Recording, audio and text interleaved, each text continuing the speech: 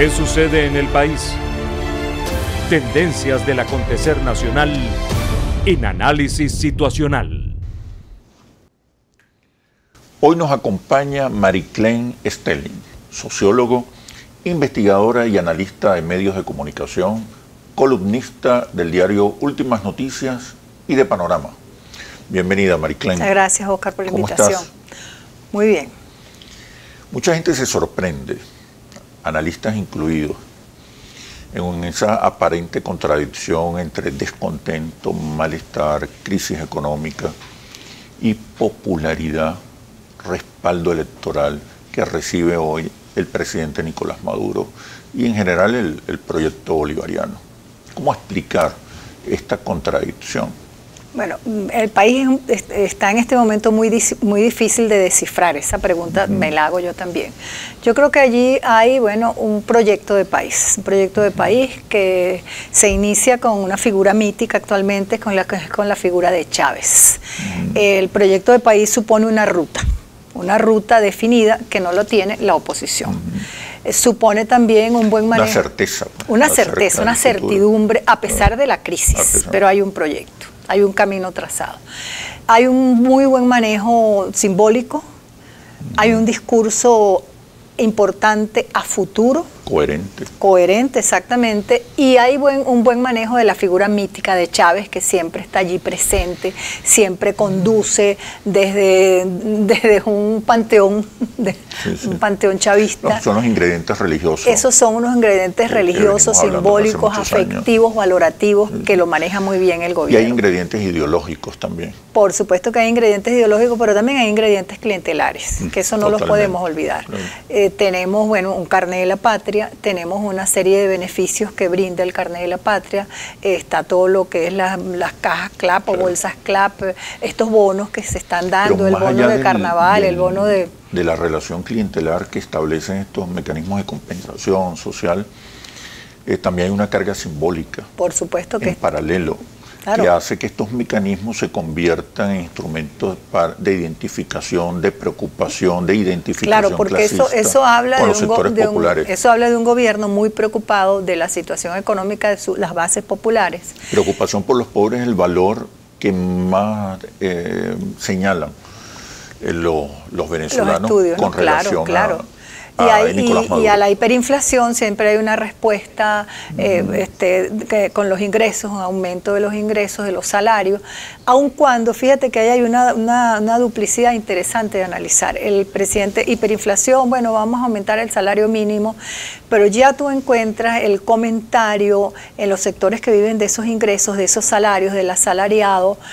Eso no resuelve nada, porque el presidente nos aumenta e inmediatamente los bienes básicos de subsistencia aumentan mucho más que el aumento de salario. Entonces allí hay un apoyo, una solidaridad con el presidente que se preocupa por mí, pero también una suerte de crítica y cuestionamiento a que la hiperinflación se va de las manos del gobierno. Sí.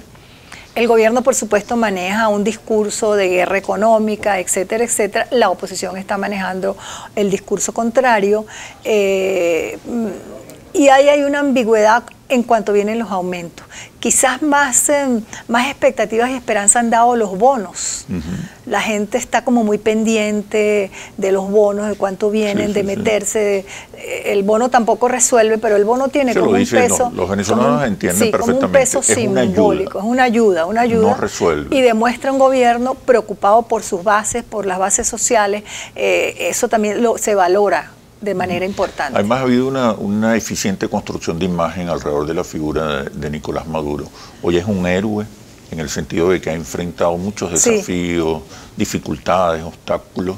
Está más cercano con la gente. Hay una identificación de clase. Claro, es el presidente obrero, pero también hay un discurso importante de todo lo que el presidente, todos los ataques que ha sufrido Nicolás Maduro y cómo ha sobrevivido a todos los ataques, y lo presentan como que sobrevive con mayor preocupación, quizás no por él, ni por su condición de presidente, sino por su mayor preocupación por esas bases sociales. Ese es un discurso muy importante. Del otro lado no hay nada. No, ese es un discurso muy importante. Y otro elemento que alimenta este apoyo es el la oposición, una oposición ambigua, sin bases populares, un discurso ambiguo, no hay proyecto de país, hay fracturada. Entonces, ¿qué me ofrece a mí esta oposición? El gobierno ha posicionado muy bien el discurso de una oposición apátrida que está pidiendo intervención, etcétera, etcétera. Eso también ha generado temor en estas bases sociales, que aún creo que Maduro tiene un apoyo bastante importante. Y eso le permite cohesionar una base social de apoyo. Claro, o sea, la oposición alimenta el apoyo en torno al presidente Maduro. También las organizaciones, los movimientos sociales que se han generado en los últimos años, que sirven de mecanismos para reducir la disonancia cognitiva entre gestión y descontento. Claro, claro. Quiero que evaluemos. Hay descontento. Absolutamente. Solo que el chavismo es mucho más crítico de lo que hay descontento de manera importante, solo que ese descontento todavía no lo ha captado otro proyecto político. Quiero que hablemos de por qué las dificultades que ha tenido la oposición o los adversarios del proyecto del gobierno bolivariano para cambiar la correlación de fuerzas social, simbólica, cultural e incluso hoy electoral. ¿Por qué no ha podido cambiar esa correlación de fuerzas? Pero me responde una vez que regresemos a los comerciales. Ya venimos. ¿Qué sucede en el país? Tendencias del acontecer nacional en análisis situacional. ¿Qué sucede en el país? Tendencias del acontecer nacional en análisis situacional. Te preguntaba, Mariclín, ¿por qué la oposición o los adversarios del proyecto bolivariano han tenido tantas dificultades y han cometido tantas torpezas que les han impedido cambiar la correlación de fuerza social y simbólica? Claro, yo creo que en principio es porque no han logrado interpretar el país. No están conectados con el país ni con las verdaderas necesidades del país. Eso tiene que ver también con la condición social del liderazgo de la oposición. Es totalmente ajeno al sentimiento ahí hay una popular. Conducción de élites que siempre procuran su propio beneficio. Y eso agrava aún más la desconexión con el país. Además, los partidos políticos que hacen vida bajo la MUD, si es que la MUD sobrevive a este momento político, no fungen como partidos políticos. Siempre ya he hablado de facciones. Ellos son facciones que se unifican ante coyunturas electorales.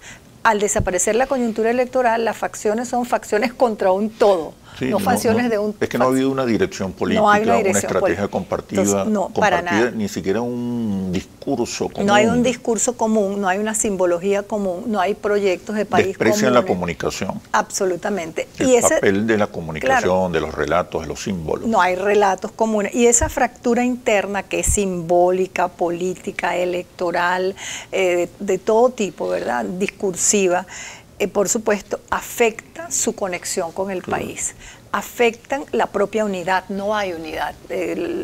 La Mesa de Unidad Democrática es una falacia, no existe porque no hay unidad entre ellos, no puede haber un discurso unitario, un discurso dirigido a los venezolanos y las venezolanas, a la mayoría. La única estrategia exitosa que la MUD ha manejado es la estrategia de calle de las guarimbas y de la violencia, donde han logrado sacar a su gente a la calle. Eso es, hay que someterle un análisis. ¿Por qué no movilizan electoralmente, solo en el 2015, por qué no movilizan electoralmente, pero por qué movilizan para la calle, para las guarimbas y para la violencia? Pero logran, aunque sea un logran grupo, crear un clima. Logran crear un clima. De incertidumbre, de angustia, de neurosis.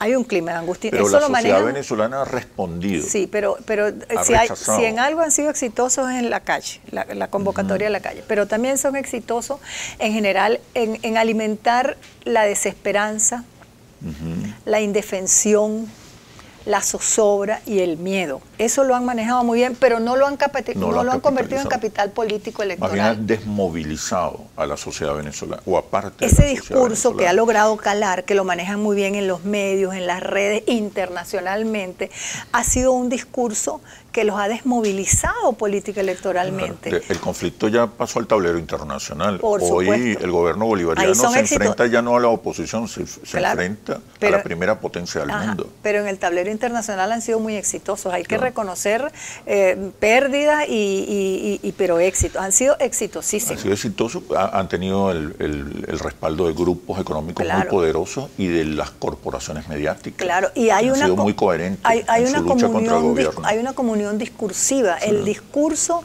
internacional es muy parecido al discurso interno de la oposición. Se construye, creo yo, conjuntamente. ¿Por qué no ha habido reciclaje político?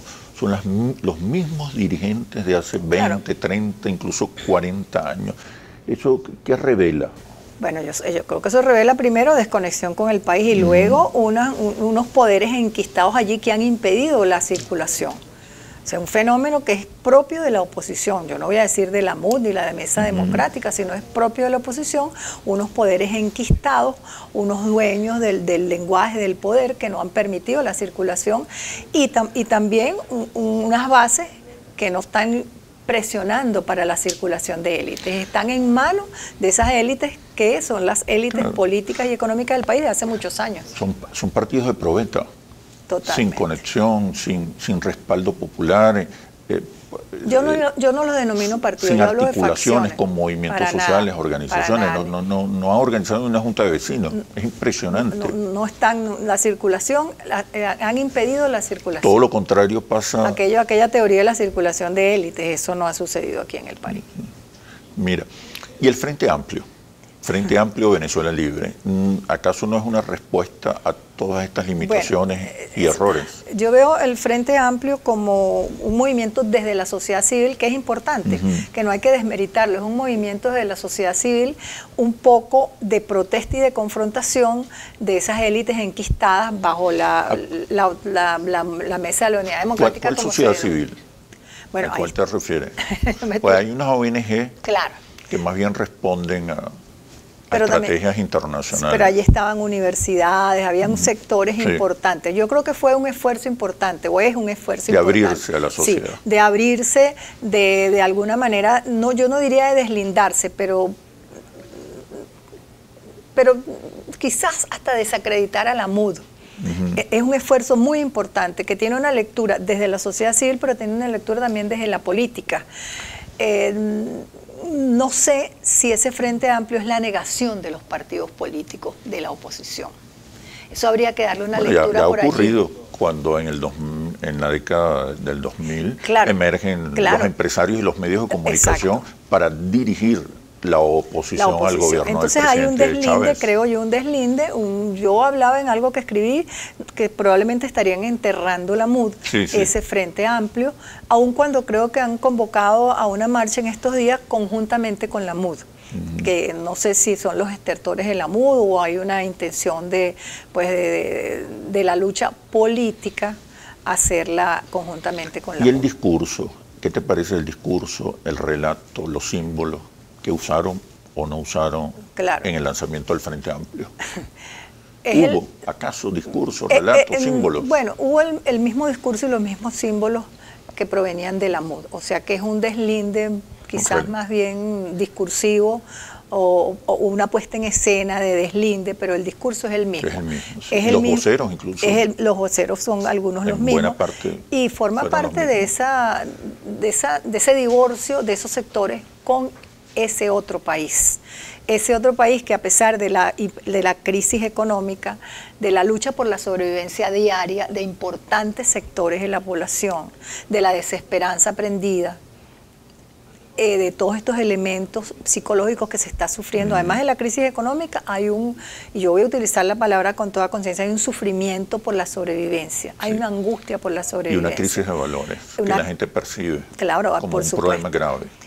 A pesar de eso, el apoyo al presidente Maduro se mantiene de manera más o menos importante y de acuerdo a todas las encuestas, incluida la de Interlace. Sobre todo en los sectores más vulnerables, hay como una fidelidad, más dependientes del Estado. Hay una fidelidad en los sondeos que se están haciendo, una fidelidad importante con el presidente Maduro y la conducción del proceso. No tienen otro referente tampoco. Exactamente. Y hay una cierta pues credibilidad, a pesar de que yo creo que hay una importante pérdida de legitimidad del gobierno y de la conducción. Sin embargo, hay un apoyo. Esas son esas lecturas difíciles de hacer del país. ¿Por qué si hay pérdida de legitimidad? ¿Por qué si hay desesperanza, indefensión aprendida? La gente está indefensa, sale a la calle indefensa, no sabe cuánto le va a costar el queso, cuánto le va a costar el huevo. Eso se llama... Pero sus adversarios no han podido construir una nueva mayoría. Y la gente carga con su desesperanza aprendida y con su indefensión aprendida, y todavía le da como un voto de confianza al gobierno. Sí, porque de la esperanza la sociedad venezolana pasó a la fe en que las cosas pueden mejorar, pueden resolverse. Mira, Mariclén, tenemos que ir a un corte porque... Claro.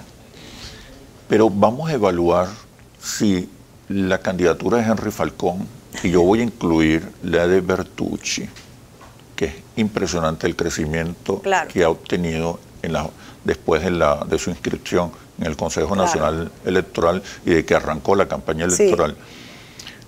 Si estas iniciativas, estos líderes emergentes son una respuesta a los vacíos que dejó y las torpezas que dejó la oposición venezolana. Pero cuando regresemos a los comerciales. Perfecto. Ya venimos. ¿Qué sucede en el país? Tendencias del acontecer nacional en Análisis Situacional. ¿Qué sucede en el país? Tendencias del acontecer nacional en Análisis Situacional.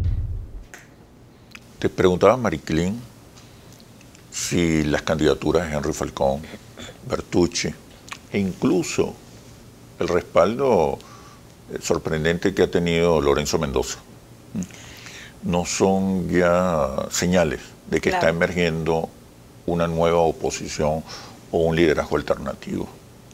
Yo creo que sí.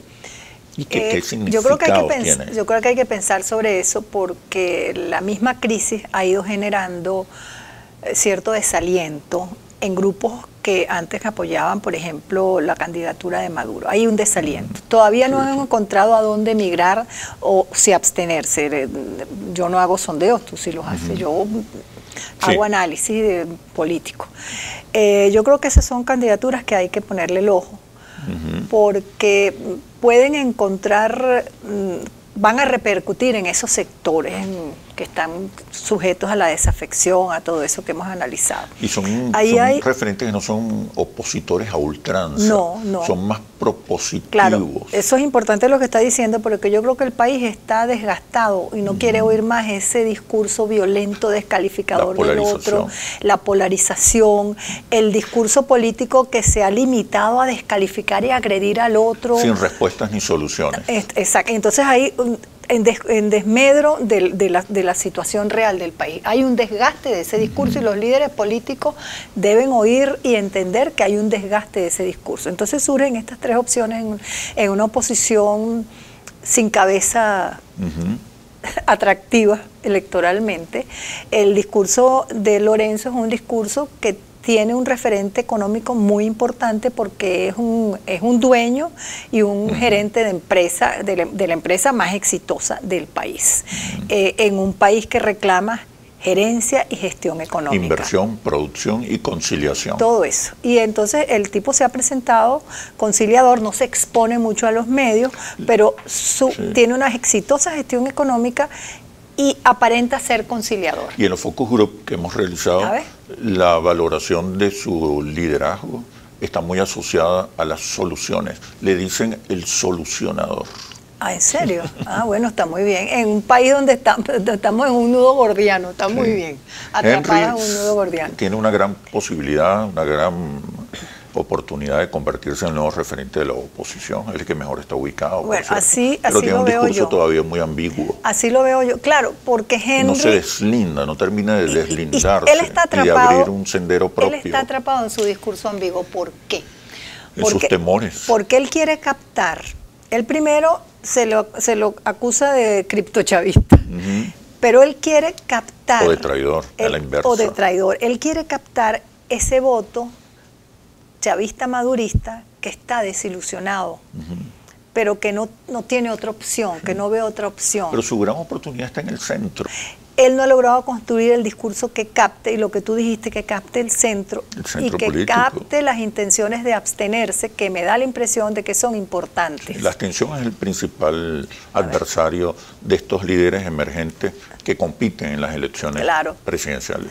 Sin embargo, yo creo todavía que Henry tiene importantes posibilidades, no sé si de llegar a ser presidente de la República, pero sí de captar ese voto del centro y de convertirse en un líder de la oposición. Porque además hay gente del país blanco que señala que él tiene unas características físicas que podrían captar el voto popular. Claro. Del país blanco. Puede lograr una identificación de clase más rápidamente que Lorenzo. Eso es un elemento importante, que Lorenzo, por supuesto. Es clave en estas nuevas realidades. Y yo creo que Bertucci, que viene del entorno religioso, del contexto religioso, tiene la política es una forma de religiosidad. Claro, y el chavismo lo ha demostrado y lo ha reafirmado. Tiene un discurso religioso, un discurso salvador, salvacionista, un discurso mesiánico, emocional, que va al sustrato afectivo-valorativo, que no lo están viendo quizás en el discurso, en los otros dos discursos. Hay un sustrato afectivo-valorativo que, en mi opinión, lo que yo llamo el sustrato afectivo-valorativo, va a afectar la decisión política de cuando tú metes tu papeletica. Y ya las encuestas de Interlace están revelando un ascenso impresionante de esta candidatura. Es que es interesante porque el país está deseoso de un discurso que vaya a lo religioso, a lo afectivo valorativo, que le abra un camino esperanzador para no salir a la calle en desafección política, en desaliento político. Y asociado al rescate de los valores, eso funciona. Bueno, Mariclín, muchísimas gracias. Se quedaron muchos temas que habíamos abordado, pero será en otra oportunidad. Muchísimas gracias. Gracias. Así culmina este análisis situacional. Los invito a seguirnos por nuestras redes sociales @interlaces y @asituacional, o visite nuestro portal interlaces.com. Soy Oscar Chemmel y los espero en un próximo análisis situacional por Globovisión. Aquí nos vemos todos.